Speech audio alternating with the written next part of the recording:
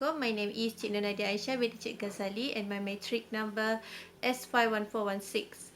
I would like to present my law assignment. I choose question 1 and question 3.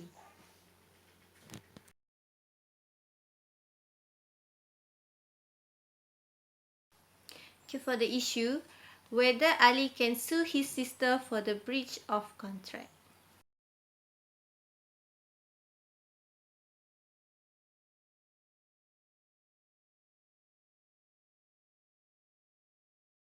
Okay, for the case, Venkata Chenaya Verikata Ramaya. A sister agreed to pay an annuity of Rs 653 to her brothers, who provided no consideration for the promise.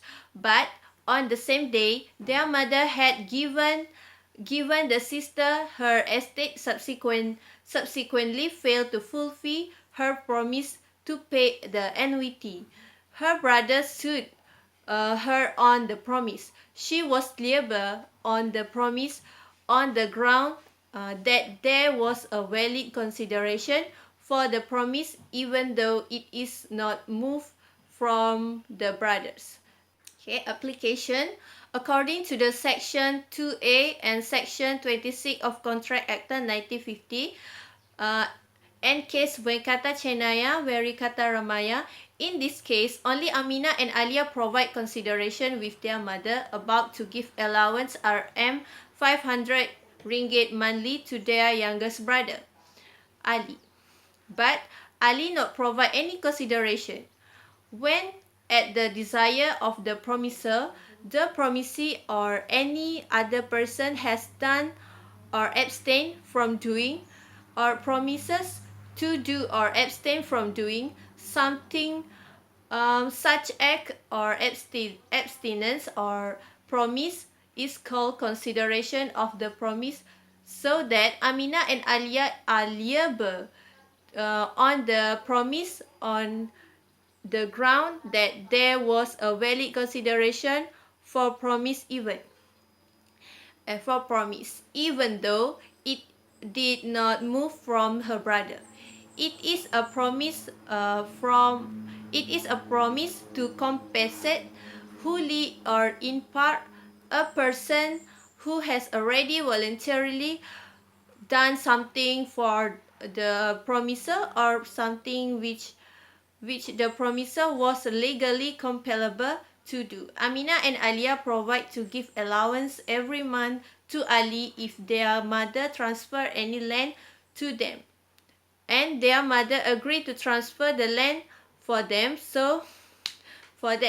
This is called consideration, so that the agreement is valid because the mother has provided consideration on behalf of Ali. The consideration has moved from the promise. Okay, the conclusion. Amina and Alia hereby advised to pay Rm 500 ringgit monthly for her brother. This is due to there is no doubt in the validity of the agreement made by the person involved. Ali have a right to sue his older sisters for breach of contract if she fails to give him Rm 500 ringgit monthly.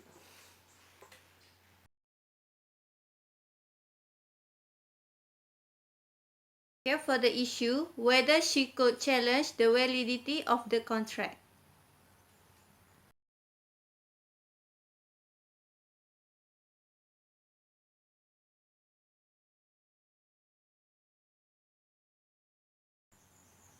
Case Imperial Law Co. vs. Stone Contract Act 1892.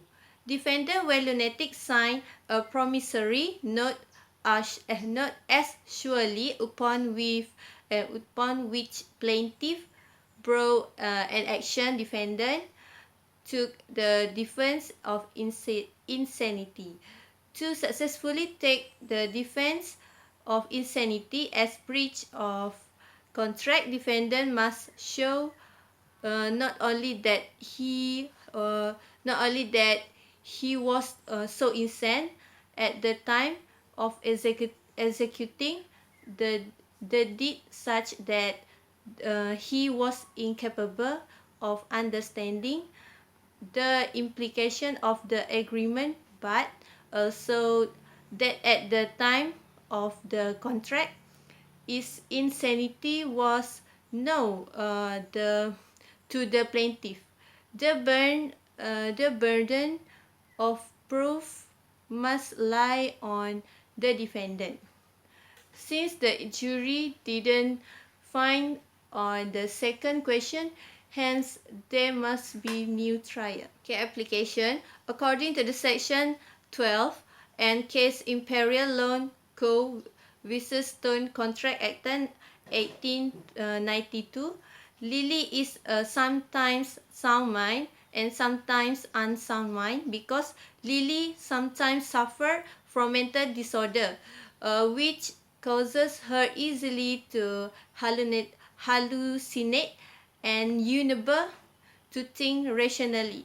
In section 12, a person is said to be of sound mind for the purpose of making a contract if it at the time when he makes it, he is capable of understanding it and of forming a rational judgment as to its effect upon his interests. A person who is usually of unsound mind but occasionally of sound mind may make a contract when he is of sound mind. A person who is usually of sound mind but occasionally of unsound mind may not make a contract when he is of unsound mind. So that if Lily sound mind and capable to understanding and forming a rational judgment during form a contract, the contract is clearly valid.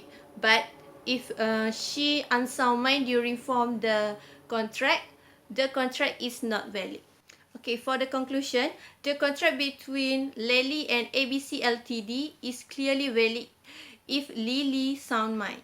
But if she unsound mind during form the contracts become not valid.